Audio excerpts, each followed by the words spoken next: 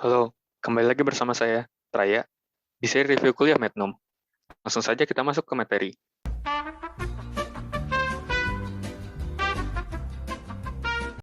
Hey! Yeah? What the hell is this? Optimisasi adalah sebuah tindakan untuk menggunakan proses atau cara yang terbaik dan efektif untuk mencapai suatu tujuan.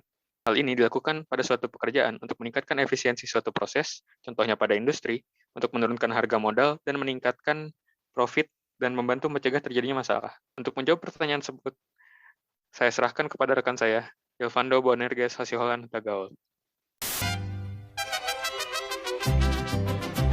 Yo, back at it again bersama gue Ando, aka The Great Dog. Jadi mengenai how to do optimization. Nah, tapi sebelum kita lakukan optimisasi secara langsung, kita harus paham dulu apa yang kita harus optimisasi. Jadi before we can actually improve on it, we need to understand what is the problem with it and what we can optimize. Nah, salah satu proses cara untuk kita mengetahui dan kita tahu cara kita untuk melakukan suatu optimisasi adalah kita menggunakan prinsip berpikir nama first principle.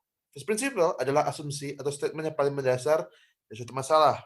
Artinya, saat kita melakukan suatu optimisasi itu kan, kita harus sampai ke first principle dari problem atau dari benda yang kita ketahui tersebut. Kayak kita harus tahu dia to the bone gitu, seperti kata Pamungkas. Nah, sampai paling mendasar. Jadi kita harus tahu sampai di masalah di mana, dia harus diapain dan lain-lain. Nah, ada 3 step untuk mencapai first principle dan untuk melakukan optimisasi yang first principle. Pertama, satu, kita harus mengidentifikasi asumsi yang kita miliki, yaitu apa aja yang kita tahu mengenai masalah atau problem tersebut. Misalnya kita ingin mengoptimisasi roda mobil, maka kita harus mengetahui apa saja yang kita tahu tentang roda mobil tersebut, apakah materialnya, apakah jenis manufakturnya. Lalu kita juga harus mengidentifikasi apakah asumsi kita benar. Benar nggak sih yang kita ketahui kalau bisa gue bilang ini aluminium, apakah benar atau tidak. Terus memastikan bahwa semua pengetahuan dasar kita tentang problem atau sesuatu yang kita ingin optimisasi, itu sudah tepat dan benar dan dapat dipercaya. Kedua, baru kita mulai mencari konsep-konsep dasar dari masalah atau diselesaikan. Nah, dari pengetahuan dasar yang kita ketahui itu, kita cari lagi lebih dalam mengenai apa yang kita ketahui. Misal jika ada asumsi kita yang tidak kurang tepat, maka kita cari yang lebih baik. Dan bila ada sesuatu yang mungkin kurang-kurang untuk dalam pemahaman kita yang kurang, maka kita cari lagi lebih baik. Nah, kita mau menghabiskan waktu kita mayoritas pada 2 step ini, bahwa pada step mengidentifikasi asumsi kita dan juga mencari konsep-konsep dasar dari masalah atau problem yang diselesaikan. Karena saya ingin mengutip Albert Einstein. Albert Einstein pernah berkata bahwa if I had an hour to solve a problem, I'd spend 55 minutes thinking about the problem and 5 minutes thinking about the solutions. Atau kita harus menghabiskan lebih banyak waktu untuk memikirkan masalah tersebut sampai kita benar-benar 100% paham. Bahkan kalau bisa lebih dari 100%, 200% paham mengenai masalah tersebut dan mengenai konsep-konsep dasar yang kita miliki untuk dari masalah tersebut. Baru nanti kita dapat melanjutkan ke step 3, yaitu mencari solusinya. Nah, ada banyak cara menemukan solusi untuk melakukan optimisasi seperti kata tadi.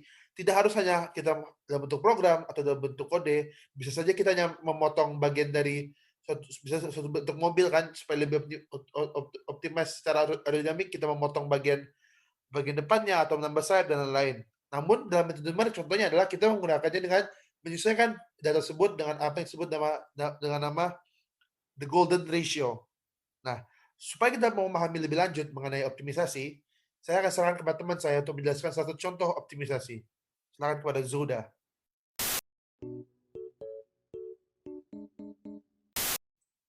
Hai, kenalin Zuhud. Di sini mau menjelaskan ya, atau lebih tepatnya melanjutkan dari apa yang Ando dan Traya sudah jelaskan mengenai optimisasi. Jadi di sini langsung aja kita masuk ke salah satu contoh.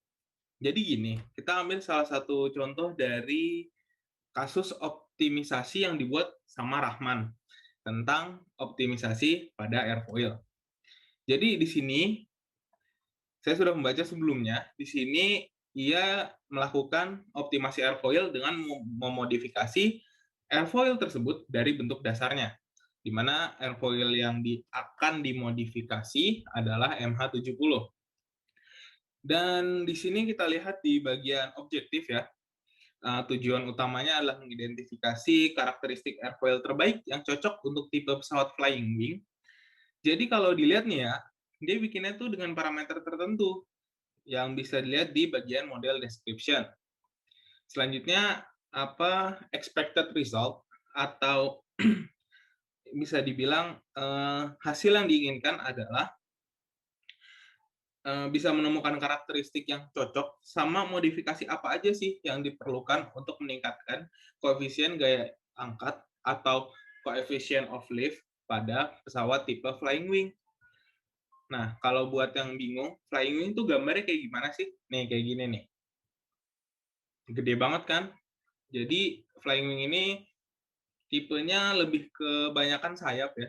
Jadi, fuselage-nya atau badan pesawat yang di tengah, terus sayapnya di sebelah kanan kirinya langsung tanpa ada ekor.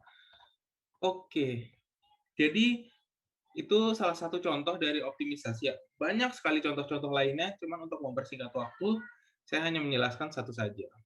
Oke, mungkin teman-teman ada bentuk optimisasi yang berbeda ya.